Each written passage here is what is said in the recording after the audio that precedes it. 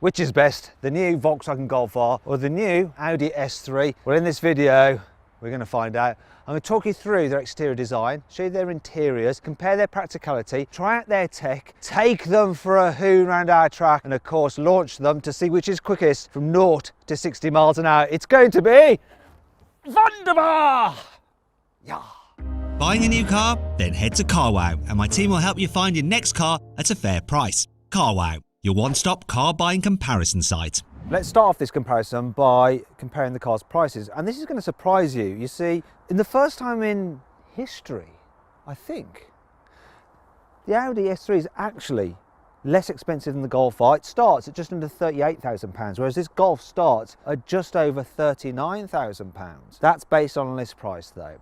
You see, the average CarWow discount on a Golf R is about £3,700, whereas on the S3 it's £2,700, so grand more off on the Golf. So it all comes out in the wash. They're pretty much the same price when you buy them through a CarWow trusted dealer. So it's not really helping with the comparison, is it? Let's move on. Looks like we're starting off with a level playing field. So we're going to try and differentiate these cars, starting with their design here at the front. I know this is a subjective thing, but really the Audi is the better looking car. It's a fact, because the new Mark 8 Golf just has that kind of like monobrow or like migraine look to it. It's just like, oh, I've got a banging headache. Whereas that just looks cooler. It's true, it does. Don't care what you say. Stop commenting. It's better. It's a different story around the back. Prefer the flatter, squarer shape of the Golf's arse rather than the more voluptuous rear end of the Audi. Also can't forgive Audi for these fakey venti bits either here. From the side though, it's the Audi that looks the best. It's just got a bit more going on. Seems posher, whereas the Golf is a touch ordinary. And so overall, I think the Audi S3 is the better looking of the two cars. The Audi definitely feels the most luxurious here on the inside as well. Just the materials, the fact you've got leather seats as standard. They're really nice actually, these sport seats. The steering wheel feels expensive as well. The design is just more interesting, more modern feeling. I like the huge screens that you get, really crisp display for the digital dials. And thank God, normal buttons for the climate control, just so much easier to use than some fiddly touchscreen or what have you. It's a nice car to sit in this. There is only one thing that I find a bit odd, I don't know why they did it, is this odd stitching in the dash there. Looked like someone like vandalised it. And oh my God, better sew that up quickly. The journalists will never know. Inside, the Golf R isn't horrible, but it feels like a car from the class below, and that's no more evident than in the seats. Look at these seats compared to the ones in the Audi. And the material, it's like out some budget car, not something that costs like almost 40 grand. Then there's materials which are a little bit cheaper feeling, not terrible, but just not as nice as in the Audi. Steering wheel is the same really. It's nice enough, but it just has that kind of like cheapy feel to it with the plastic bits on it. I'm not sure what they're doing here with these big gear selector pedals. They sort of remind me of Batman's wings, or maybe one of his tools or something. You whip that off and throw it at somebody. Another thing I'm not so keen on is the way you have to control like the volume with the slider switch and the temperature with these slider switches here. Go away. Oh, and now I've got the blooming fan blowing away. How do I stop that now? Stop it! Oh. Just makes you want to punch it. The screens are sharp, but the graphics are just more childish than in the Audi. You can cycle through different views. In fact, there's more than in the Audi. But I do hate the way you use these touch-sensitive buttons on the steering wheel. They're also annoying as hell. There's lots of blue ambient lighting though, which is quite nice. As though you left the Bluetooth on your stereo or something like that. It's just glowing away in the background. Definitely prefer the interior of the Audi. Here in the back of the Golf R, the box is square shape, means good headroom, good knee room. You've also got a big back window which gives you a good view out. You don't get such a good view forward because of these seat backs, the way you've got the integrated headrest. And check this out. I mean, how cheap is that bit of plastic there? To be fair, Audi has cheaped out a little bit with the materials here in the back of the S3 as well. Look, scratchy. Wasn't like that in the previous S3. In fact, I think that all VW group cars now are a little less quality feeling than their predecessors. I'm not sure if that's to do with the fact that they've had to pay such huge fines for Dieselgate, or because they're investing so much in electric car technology as well that they're having to cut some costs somewhere. Anyway, that's the only bit that feels cheap in the back of here. These leather seats are lovely, much nicer than the ones in the back of the Golf. And even though you also have integrated headrests like in the Golf R, they're just a bit narrower, so you do get a better view out, which is a good job because the rear window isn't so big and it just seems a little bit more claustrophobic in here than in the back of the Golf. But still, look, headroom's fine, knee room's fine. Well, the S3's passenger space is identical to the normal A3s. There is a compromise when it comes to the boot. You see, because of the all-wheel drive system, the rear differential or something, the boot capacity is 65 litres less than the standard car at 325 litres. When you do lift up at the fourth floor, you're greeted to that. Not even any carpet. Thought this was an Audi. Maybe that's the Dieselgate fines taking the toll again. Ooh, burn! The Golf R's boot is also slightly smaller than the standard cars, but only by 7 litres at 374 litres. So it's a bit more practical. Underneath here, it seems to have a similar amount of space, to tell you the truth, so I don't know where the extra litres in the Golf are. What it does have that the Audi doesn't have, carpet. They bothered to carpet this one. Thank you, Volkswagen. I like that, the way that stays up like that. The Audi has that feature too. Both cars also have the same all-wheel drive system, which apparently can send 100% of the power to the rear wheels, like that, as soon as the fronts start to lose traction. However, while they both also have a front electronically controlled limited slip differential, the Golf goes one better by having one at the rear, and it can torque vector to send power to the rear wheel with the most grip. You can even get this car with a drift mode if you pay Volkswagen an extra £2,000 for the performance pack, which also includes some slightly larger wheels by 1 inch, so 19s instead of these 18s, and a special Nürburgring mode for the stability control and stuff, for going as quick as you can around the Nordschleife. It's useful.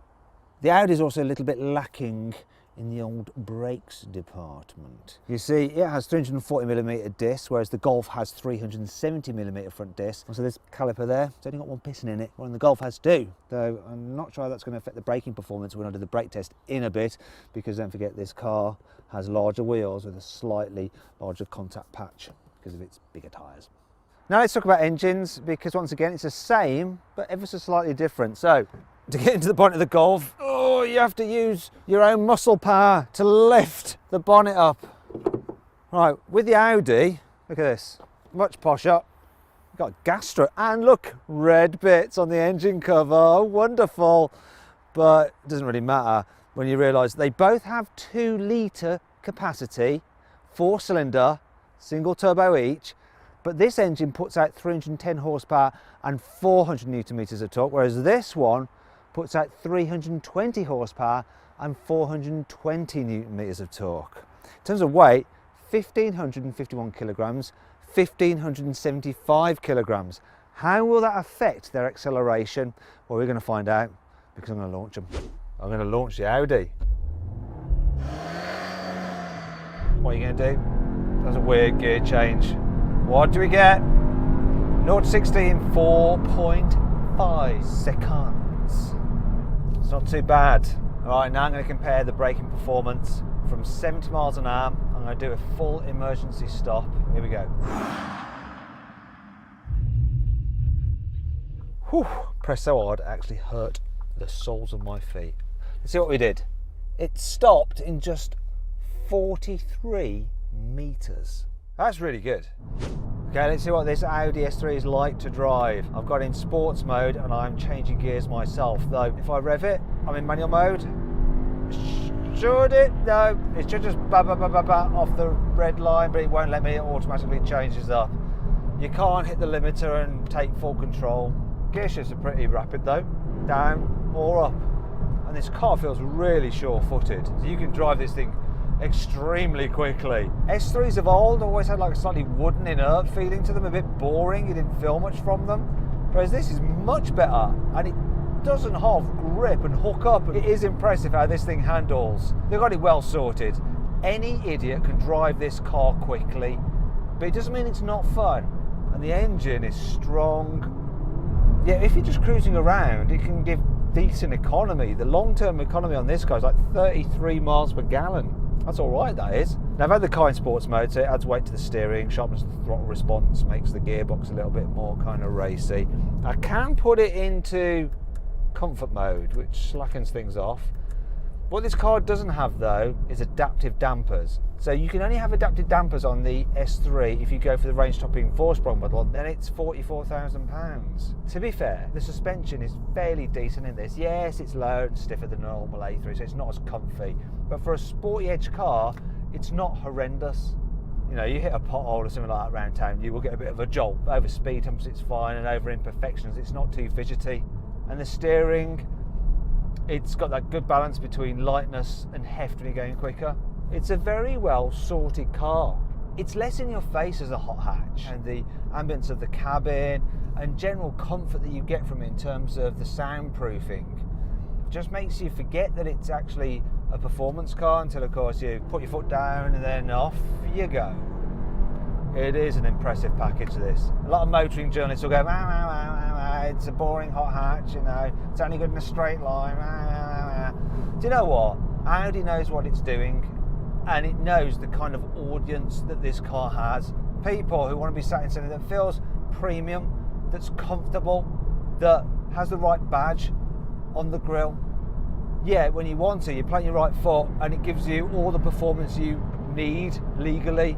I mean, sure, you lift off mid-corner, it's not going to adjust its line like something like a Ford Focus ST or a Renault Sport Megane, but this is a different car. Someone who's going, ooh, shall I have a Ford Focus ST, probably isn't going to be looking at an Audi S3. More like the other way around. Someone who's after an Audi S3 isn't going, ooh, shall I have a Ford Focus ST? Because when they brought it home to their partner, they'd be like, why have you got a Ford? What's happened? Okay, now I've jumped into the Golf. So the first thing I notice is that it feels less sporty on the inside. Better visibility, but less cocoon, less special, more blue. Another thing I notice is that it's slightly noisier. Uses the same tyres, Bridgestone Potenzas. This one's actually riding on 18-inch alloy wheels, whereas the Audi was 19s, yet this has more road noise. You get better insulation in the Audi. However, the Golf fights back with the fact that it is actually more comfortable. So over bumps, it's dealing with them just that little bit better. Part of the reason for that will be the fact that it's got 18-inch instead of 19-inch alloys, so more tyre sidewall. But also because this car is fitted with the optional adaptive dampers, which you can add to the Golf for around £800. You don't have to go all the way up to the most expensive model. And it does help. I'm in comfort mode and it's really good. You would have no idea you were sat in the sporty model if it wasn't for all the blue.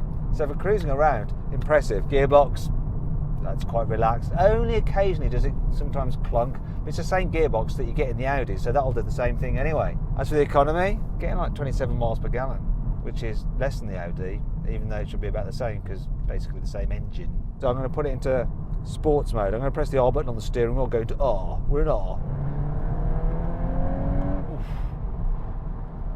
Do you know what? It feels a little bit more hot hatchy, a bit more maybe immature than the Audi. It still feels totally planted when you go around corners, but then when you accelerate out of them, that's noticeable. When you floor it, you can feel that rear diff doing its thing, driving the car through the turn. It just seems a little bit more playful, a little bit more fun, this. The Audi is fine, it does the job, but you just feel more connected to this.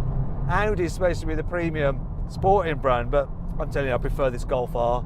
And if you want to go on a track day, I'd rather be in this. More agile, more responsive. Though really, if that's your thing, you might find something like a Mercedes AMG A45S even more fun.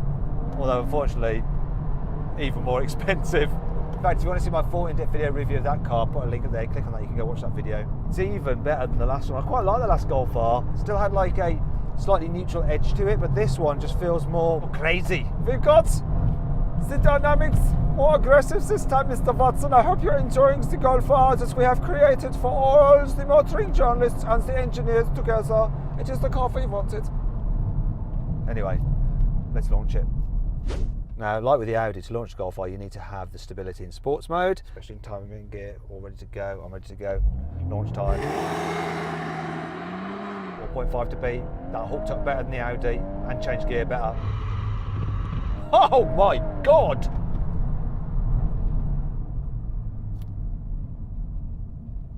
I don't know what to say.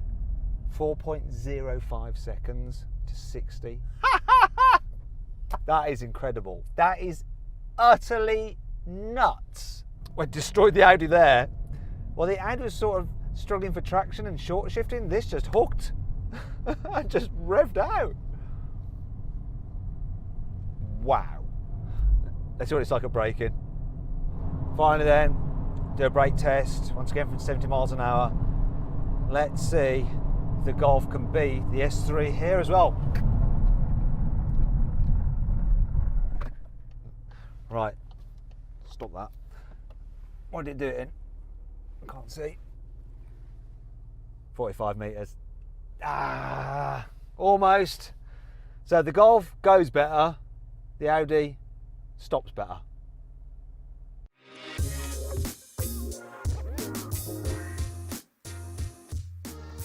So then, what's my final verdict? Well, in an ideal world, I'd have an Audi S3 that drove like a Volkswagen Golf R. They could actually make that possible, but they don't for some reason. And because they don't, and I'm a car journalist and I'm into how cars drive, I would go with the Golf R because it's just that little bit more fun. And that's why it wins this test. Hope you all enjoyed the video. If you did, please give it a like. If you want to watch some more videos, which I've carefully chosen for you to watch, click on the windows there. I'd point, but then I'd fall on the floor. Oh, and if you click on the box there, you can go to carwow to see how much you can save on a new car. I don't know why I'm doing this. It's odd.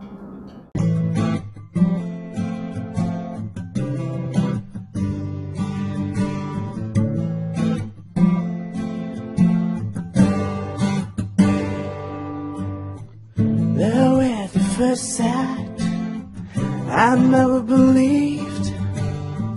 When I saw you for the first time, I changed my mind. Your eyes and your smile are a fantasy. I need